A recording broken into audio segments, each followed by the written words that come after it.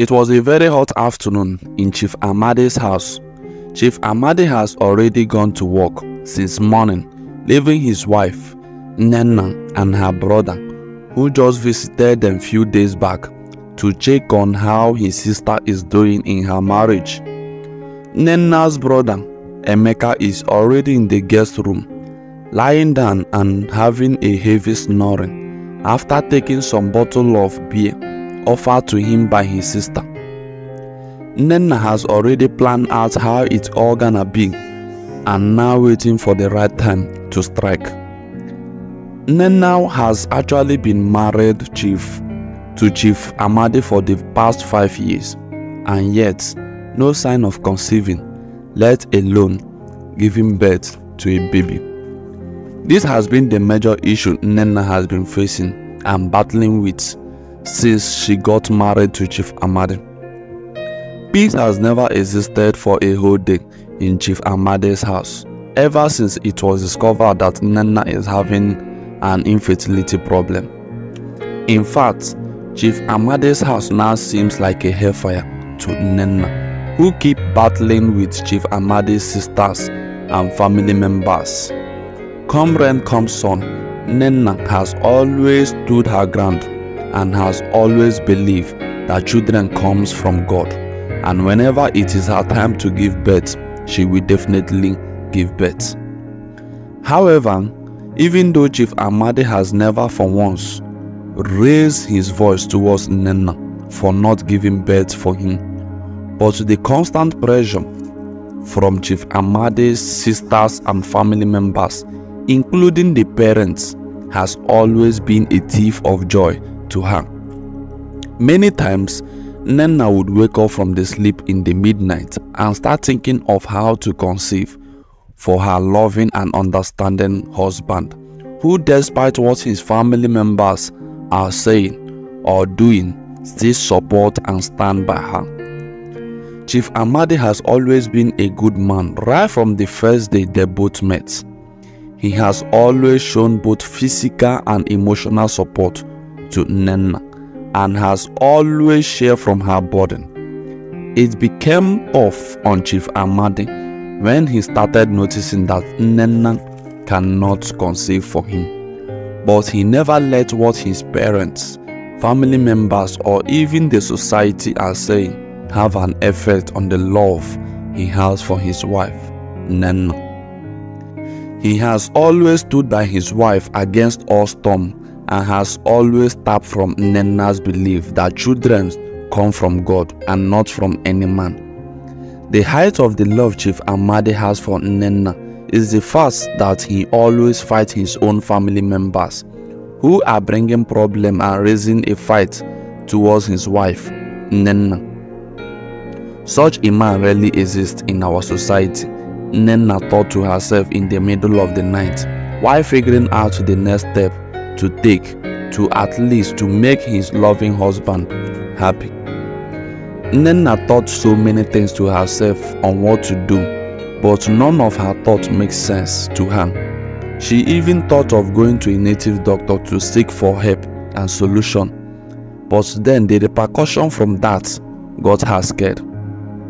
She finally concluded that she will seek for some advice from her friend, Chioma, as two heads are always said to be better than one. She then lied down and slept off. The following day, after Chief Amade has gone to his work as usual, Nenna took her phone and called her friend Chioma. "Hello Chioma, how are you?" Nenna asked her friend Chioma, who she has spoken with for a very long time. "I am good, dear. It's been a long time speaking with you," Chioma responded. "Yes, my dear, how is your work and parents?" Nenna added. "Well, we thank God. How is your husband and marriage going?" Chioma asked, knowing what Nenna has been facing in her marriage for the past few years. "My sister, it's been tough here for me. I can't lie. Please, can you come over to my house so that I can share some problems with you?" Nenna requested for Chioma's presence in her house.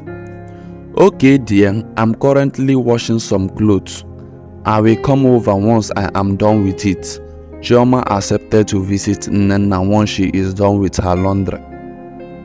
Around noon, Chioma visited Nnenna as promised.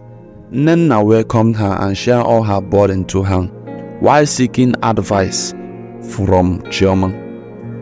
However, Chioma, having thought of so many things, ended up telling Nnenna to try sleeping with any other man outside to see if she can conceive, suggesting that the infertility problem might be from her husband and not entirely from her. Nnenna thought so deeply about what Chioma said and accepted that the infertility problem might be from her husband and not from her, since she remained a virgin till she got married to her husband. But then Nnenna finds it difficult to cheat on her husband by sleeping with another man. Nnenna told Chioma that she has heard all she said and she will do it. Chioma smiled and wished her luck while standing up to leave, since it's already getting late. Nnenna, you know it's already getting late, so I need to be on my way, Chioma said. Yes, that's true. Thank you for coming, and please be safe. Nnenna thanked her friend and bid her goodbye. It was a very hot afternoon in Chief Amade's house. Chief Amade has already gone to work since morning, leaving his wife, Nnenna, and her brother, who just visited them few days back, to check on how his sister is doing in her marriage. Nnenna's brother, Emeka, is already in the guest room, lying down and having a heavy snoring after taking some bottle of beer offered to him by his sister. Nnenna has already planned out how it's all gonna be and now waiting for the right time to strike. Contrary to Chioma's suggestion, Nnenna has decided to sleep with her own brother just to conceive for her husband than to sleep with outsider or stranger who she probably doesn't know. After much observation by Nnenna to make sure that everywhere is clean for her to carry out her plan, Nnenna, who has earlier dropped some sleeping pills to Emeka's drink, confidently moved into the guest room where her brother is lying down and took off his clothes and raped Emeka. Few months later, it was discovered that Nnenna is now pregnant. Everyone was happy, including Chief Amade, who has been waiting for such moment for a very long time. It was like his dream of being a father has finally come true. Wow, so it's been my husband's fault all this while. Oh my God, Nnenna thought so loud as she jubilated and danced over her pregnancy. Fast forward to 9 months later, Nnenna gave birth to a beautiful bouncing baby boy, and there was a huge celebration in Chief Amade's house. Everyone was happy for Chief Amade and Nnenna, as they have been childless for a very long time. However, many years later, as the baby kept growing, the striking resemblance between the baby and Nnenna's brother, Emeka, becomes the talk of the family, as everyone started wondering if the baby actually belonged to Nnenna's brother Emeka or Chief Amade. The baby didn't in any way look like Chief Amade, rather it took almost Emeka's entire face, hence bringing tension and panic in the mind of Chief Amade. One day, after Chief Amade has shared this information with his childhood close friend, Dr. Ifeanyi, who happens to be a doctor. Ifeanyi had advised Chief Amade to bring the baby for some DNA test, which Chief Amade did without informing his wife, Nnenna. On the day the results was released, Chief Amade's friend Ifeanyi called Chief Amade to come over to his office, where Dr. Ifeanyi broke the information that the baby doesn't actually belong to him, but someone else. On hearing this, Chief Amadi fell down and fainted for some hours and later recovered himself. He went home asking his wife why she cheated on him after showing her the DNA test. Nnenna fell down and started crying as she narrates how the whole thing happened. Chief Amadi was so shocked that his wife Nnenna had to commit such an abominable act by sleeping with his own brother. Chief Amadi then told Nnenna that he won't marry her again and she should pack her belongings and leave the house with the baby. Nnenna cried and begged, but all to no avail. Is a final word from Chief Amadi. Nnenna was actually forced out of the compound. And that becomes the end of the part 1 of how Nnenna slept with her own brother just to conceive for her husband. See you in part 2. However, Nnenna took all her belongings and her son Ifeanyi to her junior brother's house, who is living next to their street. On getting there, Emeka was so shocked to see his sister in such a critical condition, carrying her bags and all her belongings. So he tries questioning Nnenna about the reason she left her marital home with her son and all her bags she is carrying. But then, Nnenna, who is already filled with tears, told Emeka that her husband chased her out of the house for no reason. According to Nnenna, her husband seems to be after another lady and doesn't want her to know, and this is the reason he chased her out. Emeka, on his own part, finds it very difficult to believe what Nnenna is saying, but had to avoid further question to console her. However, Nnenna started staying with her junior brother, Emeka, since that's the only place she can go, apart from her parents' house. But then, she doesn't want to start receiving insults from her parents for leaving her husband's house, so she felt relaxed in Emeka's house. Months passed. Nnenna and her son Ifeanyi were still enjoying their stay in Emeka's house, and Nnenna doesn't feel like going back to her husband's house anymore, and yet doesn't want to tell Emeka what actually happened. Months turned into days. Emeka is now getting prepared to get married, as the date of the marriage has been fixed and all Emeka's family is aware of the occasion. On this note, Nnenna started getting worried and disturbed and now willing to share the secret to her brother, Emeka. One day, while Nnenna's brother, Emeka, was sitting on a chair in the sitting room, Nnenna approached him and told him that he has something bothering her, which she would like to share with him. Emeka was surprised and immediately lost in thoughts, as he wonders what could be bothering his sister, Nnenna. Emeka asked Nnenna to sit down and share the things bothering her with him. Nnenna now sat down and started opening up. Emeka, my brother, please, what is bothering me is a very serious issue, but please, I don't want you to get angry with me over what I am about to tell you, Nnenna said, requesting Emeka's calmness and promise. Emeka, who is now getting anxious and impatient, assured Nnenna that nothing will happen. Nnenna then opened up and narrated everything to Emeka of how she took advantage of him the day he visited her, apologizing that she actually doesn't know what was wrong with her. Emeka was so shocked on hearing that her own blood sister raped him just to conceive for her husband. What an atrocity, Emeka shouted.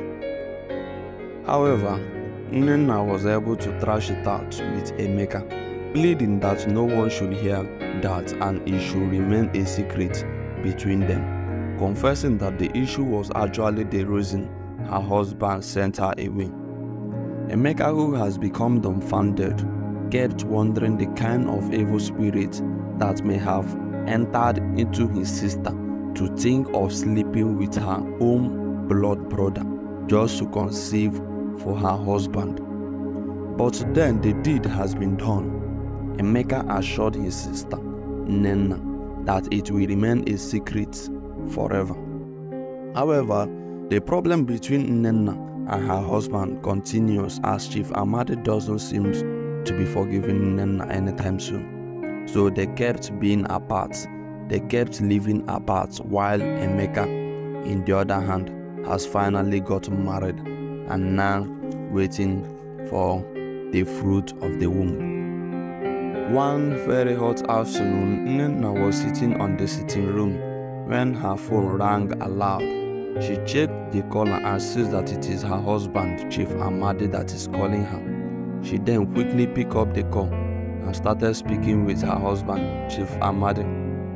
The call was unusual. It was Chief Amadi telling Nnenna how much he has missed her and really wants her back. Nnenna was actually shocked and amazed over the things Chief Amadi was saying and once again apologizes to Chief Amadi for doing such. Right on the phone, Chief Amadi told Nnenna that he had forgiven her and that she can now come back to the house.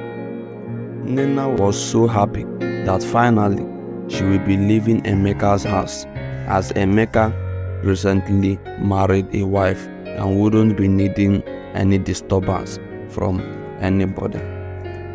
Years later, after Nnenna has reconciled back with her family and have now settled down with her husband and started living their life as usual, Emeka started having childbearing issue with his wife and now looking for a solution and what to do to bear a child, since he is the only son of his parents.